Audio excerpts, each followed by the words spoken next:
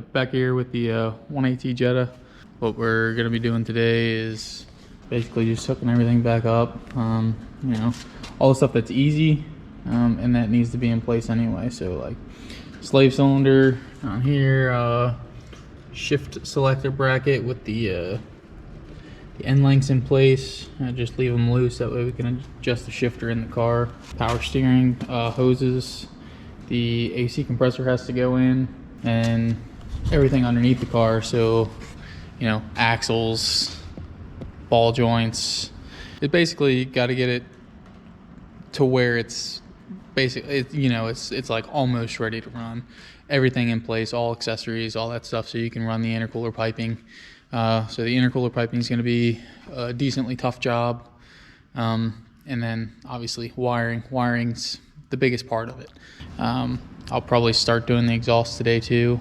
It shouldn't be that bad. It's just, you know, merging the downpipe to what's already on here. But you can see I got one of these AccuSeal clamps up there. They work fine. I plan on reusing it again, but just got to unbolt it to pull the cat off.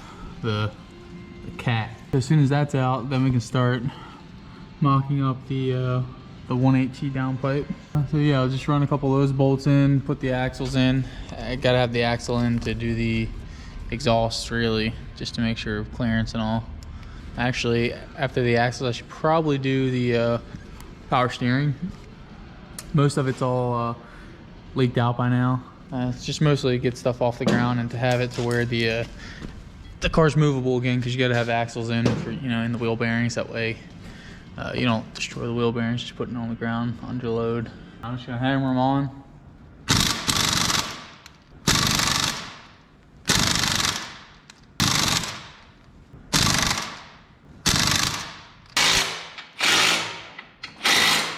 And then the last one is the 30 up here. Just make sure you got the washer on.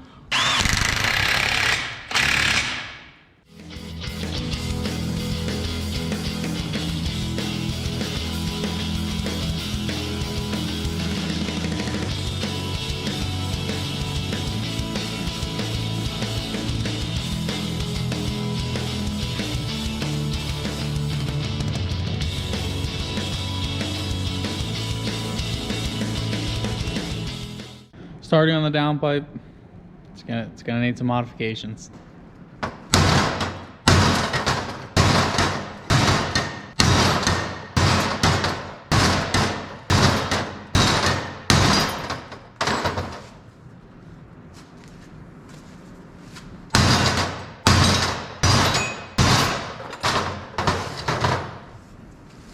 This is gonna be 180 horsepower 180T, just to shoot flames, man. I just want to two-step it and have more power than the ABA.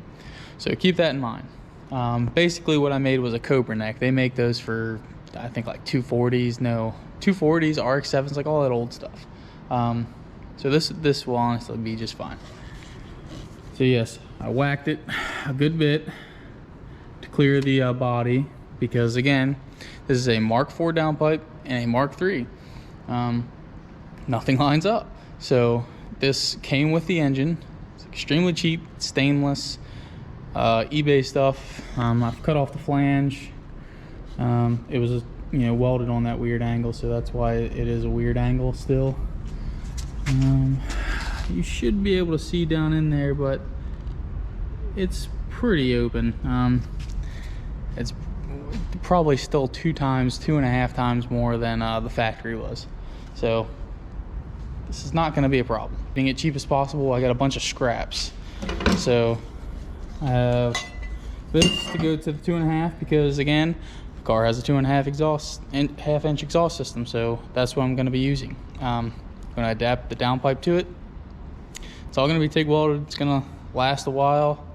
It's just not going to be pretty.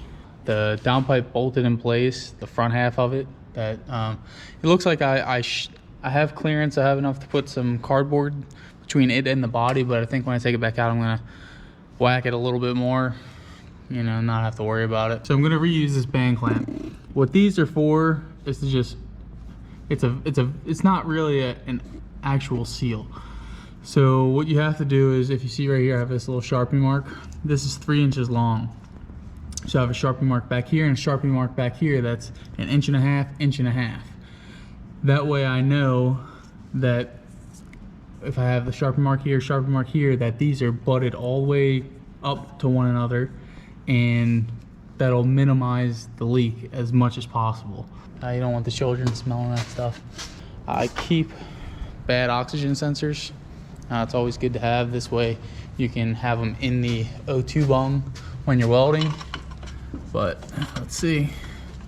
Now with mods,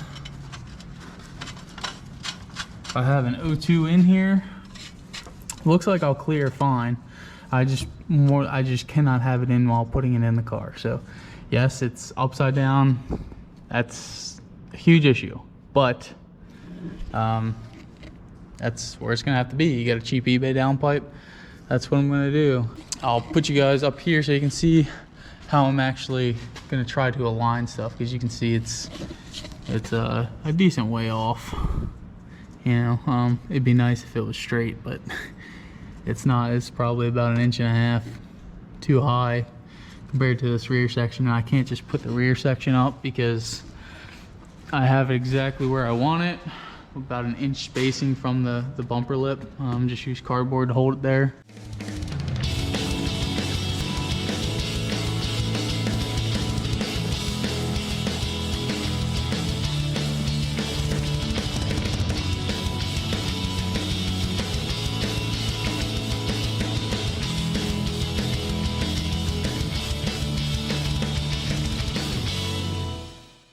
So I got everything tacked up on the car. At home, I have a much nicer setup that I usually do all my stuff, but you know, being here at the work, I got a lift and all that, so there's no sense in taking everything home and welding it. I'll just weld it here. Clean the part, clean the table. That's another big thing. Make sure your table's clean, because it was absolutely filthy.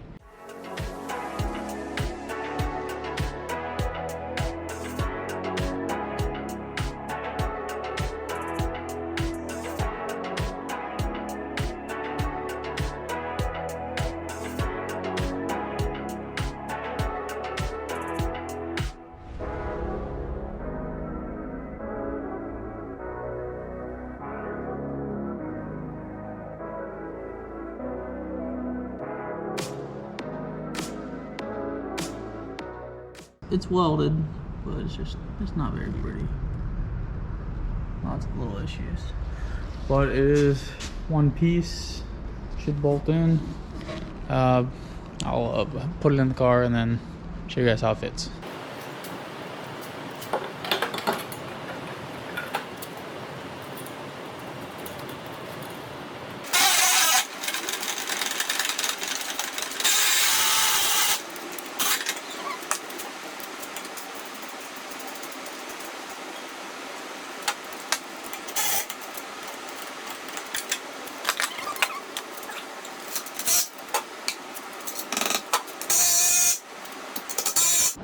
The exhaust is in, bolted up. You see it's very, very tight up there. So I had to do that cobra neck type. And then you can see the studs that are wrong. Makes it a pain to put the nuts on, but got this guy on. And then I have about what I wanted on the rear bumper. So I think it'll be good. I'm just gonna throw the O2 in now, and then get on to something else.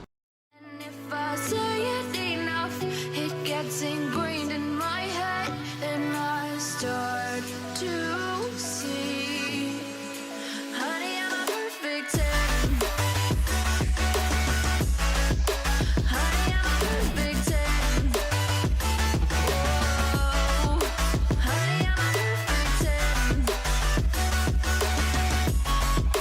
Honey, I'm a, yeah. Oh, yeah, I'm disgusted with myself, and I'm disgusted with the way we're told to have a certain face, a certain weight, because we aren't pixels on a screen. No, we're human, we breathe every single thing we see. Yeah, so I know electrical stuff seems daunting for most people, but It's really not that bad. You just take everything in steps, label things if you don't know.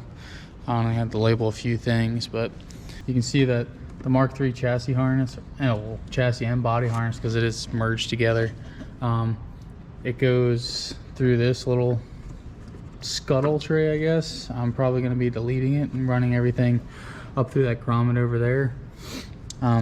Anyway, there's one wire that goes down into here, into the charcoal canister.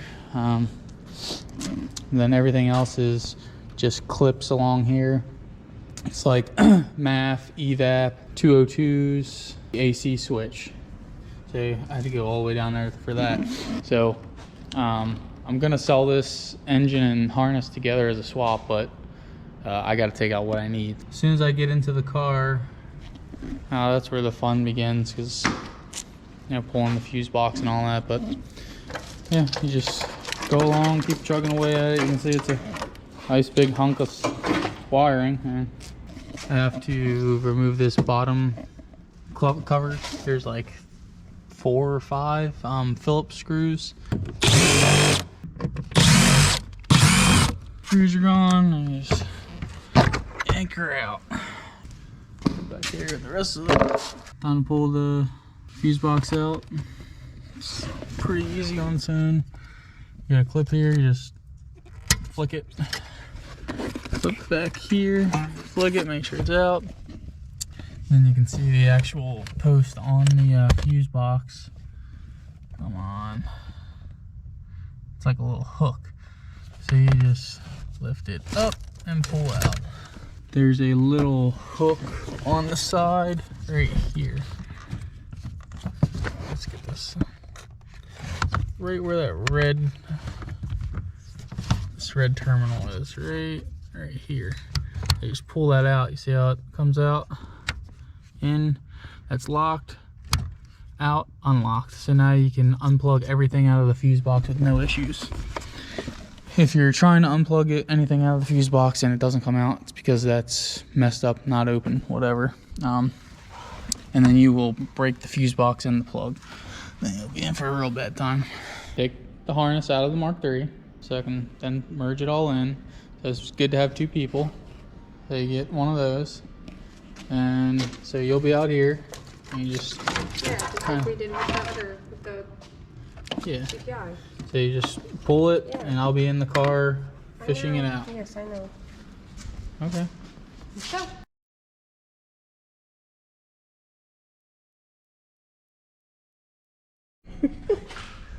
So here's how terrible it is underneath the dash of a Volkswagen. So here's all this crap. I've gotten most of it disconnected. Now Jamie's out there. Just get on out of there.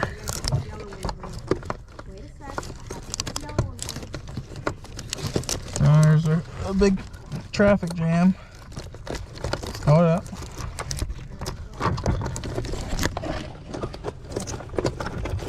They're close. Hold up. Now it's the relays. There's one relay. Hold up. Alright, relay. I mean, I probably should unplug the relay, but there's just 2 more wires. 1 more wire. And that's it. So this is everything you have to pull out of that one big hole right there. Yellow fuse box plugs are for lights. The white ones are for engine. Greens for like dash, accessory kind of stuff. Obviously red's power. Little fuse block. More little random stuff. I think this is for speedo. And then you have your main ECU relay. That's the full harness. Got to strip out the Mark III engine management. Definitely don't have as much progress as I thought I would, but That's life.